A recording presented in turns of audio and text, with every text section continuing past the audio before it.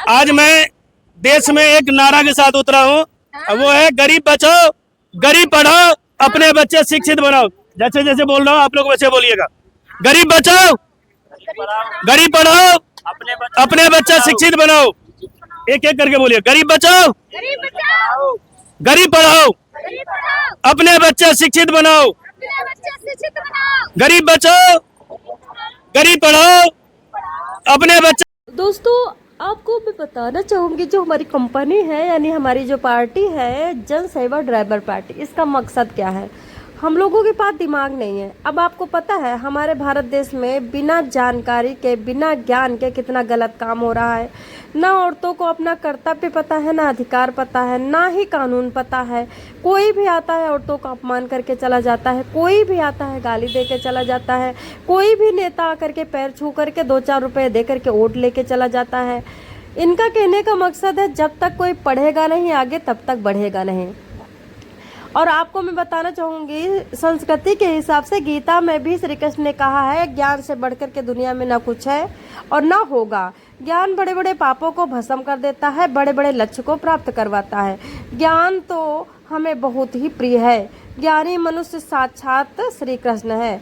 तो इनकी पार्टी को देखिए, चुनिए। जब तक कोई बदल बदल के सरकार नहीं बनेगी, नई नई सरकार नहीं बनेगी, इनकी चमड़ी ऐसे ही मोटी होती रहेंगी। इनको डर किसी बात का नहीं, इनको पता है कि हम ही जीतेंगे।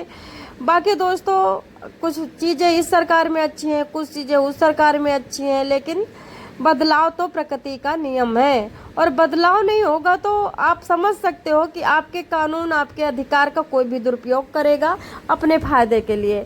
चलिए सुनते हैं इनकी पार्टी का मकसद। शिक्षित बनाओ।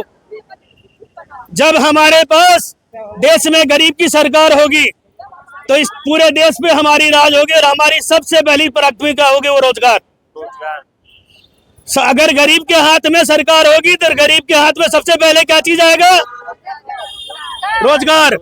जब आपके हाथ में रोजगार होगी तो ये सरकार आपको सुनेगी। आज जो आप लोगों ने ये सहायता करी है कि एक जगह पर आके खड़े हुए हैं, इस चीज को सरकार सुनेगी। बिल्कुल सुनेगी। सरकार सुनेगी तभी तो ये सब लोग निकाल रहे हैं। एक बोलना आप लोगों को कुछ नहीं। आज जो आपने मदद करी है मेरी और मेरी बात को सुना साल के बाद में, इसके लिए मैं आप सबको सैल्यूट मारता हूँ, धन्यवाद देता हूँ। और मैं चाहता हूँ कि मेरे देश के हर कोने में गरीब जहाँ खड़ा है वो मेरे भाई और मेरी बहन मुझे रील बना करके आगे भेजे, ताकि देश के गरीब को ये पता लगे कि उनका भाई आ गया है। बिल्कुल। मेरे भाई बहन को पता लगे कि उनकी सुरक्षा की मांग करने आ गया है।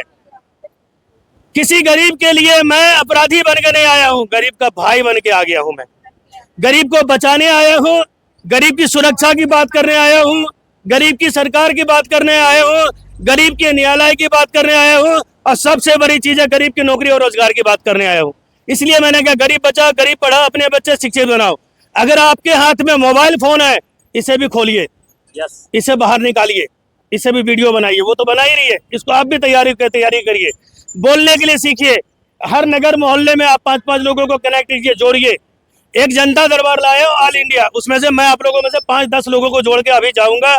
उस जनता दरबार में के द्वारा मैं देश की सरकार को झुकाना चाहता हूँ, जहाँ पे रिजाइन लेटर आती है। रिजाइन लेटर दिखा रहा हूँ मैं, सरकार की रिजाइन लेटर आने पर मजबूर कर दिया मैंने इस जनता दरबार में, कि मैंने गरीब की वो ताकत दिखाई है। और ज्वाइनिंग लेटर से लेकर रिजाइन लेटर तक आई वो जनता दरबार मैंने इतनी बड़ी पावरफुल बनाया मैंने। ये है जनता दरबार मेरा ऑल इंडिया करके। आप लोग देखिएगा, ये जनता दरबार है, सही से देखिएगा। ये जनता दरबार बनाई है, इसमें दिखा रहा हूं मैं धर्मेंद्र प्रधान जी की इस्तीफा भी। 100 करोड़ भाई बहन को जोड़ करके मैं कहता हूँ मेरी सेवा निस्वार्थ हो जाएगी। बिल्कुल। ये हिंदी में रिजाइन लेटर आई है, अब अंग्रेजी वाला दिखाने जा रहा, जिसको भारत सरकार मानती है। क्या ये रिजाइन लेटर है या नहीं है? ये रिजाइन लेटर है या नहीं है, बताइए मुझे आप लोग। इस जनता दरबार की, ये गरीब के द्वार की मैंने ताकत दिखाई है। सरकार ने मुझे क्या दिया देखिए।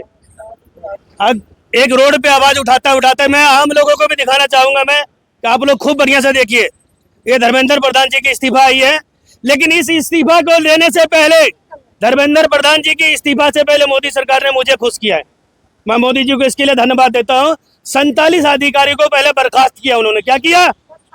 क्या किया, बर्खास्त कर दिया। क्यों किया बताइए मुझे। गरीब की आवाज थी ये, क्या थी, जोर से बोलिए, जोर से बोलिए, आवाज मारिए। किसकी आवाज थी भैया ये? गरीब की। गरीब की आवाज थी, इसलिए उन्होंने मेरी ताकत को माना कि ये सही मांग कर रहा है कि परमानेंट बैठा अधिकारी है। मैंने कहा आपकी लड़ाई जो है ना सरकार से नहीं है, प्रशासन से भाई। वो परमानेंट बैठा हुआ है, सरकार ये है वो है, उससे कोई फर्क नहीं पड़ता। वो कहते मैनेज करेंगे। इस मैनेज करने वालों को बर्खास्त कराना बहुत जरूरी था, इसलिए 47 अधिकारी की बर्खास्तगी हुई है। और देश में अभी ड्राइवरों के लिए भी मैं बहुत सारे काम कर रहा हूँ। अगर ड्राइवरों ने सुन लिया तो मैं कह दूंगा पूरे देश की ड्राइवरों से कि अपनी हवा निकाल दो। 2-3 महीने के अंदर में कुछ संगठनों से मेरी अभी बात चल रही है, आने वाला टाइम पे दिल्ली में ड्राइवरों की प्रदर्शन होगी, उस प्रदर्शन में मैं अनशन पे बैठने जा रहा हूँ। अनिश्चित काल, मर जाऊँ या जिन जाऊँ उससे परवाह नहीं है, लेकिन आपका काम करा के जाऊंगा मैं। जब तक आपके हाथ में रोजगार नहीं होगी, नहीं, रोजगार दिलाने तक की बात नहीं होगी, रोजगार से निकाला नहीं जाएगा। मेन जो चीज है सुरक्षा की बात। काम दे दिया था भैया, काम दिए बिना नहीं, जब तक मन हमारी करेगी हम नौकरी करेंगे, और जबरदस्ती रिजाइन भी नहीं होगी। एक हथियार आप लोग बनाइए, जनता दरबार में मैं लाने जा रहा हूँ। आप कंपनी के अंदर जो है सुपरवाइजर, मैनेजर और स्टाफ के जो भी काम करते हैं ना, वो सारे बंदे काम करते रहते हो। हमारे गरीब क्या कहते हैं, बोले 2 महीना काम किया, 1 महीना किया और इनको जो है बाहर निकाल दिया। बोले काम कंपनी में काम नहीं है, आप जाइए, और आपका ब्रेक लगा दिया गया है।